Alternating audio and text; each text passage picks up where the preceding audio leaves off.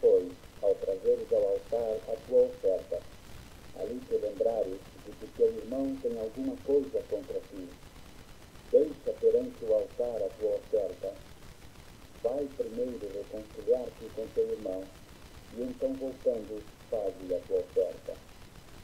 Entra em acordo sem demora com o teu adversário, enquanto estás com ele a caminho, para que o adversário não te entregue ao juiz, o juiz ao oficial de justiça, e sejas recolhido à prisão.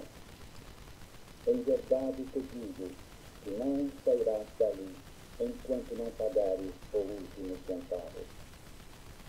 Ouvistes que foi dito, não adulterarás.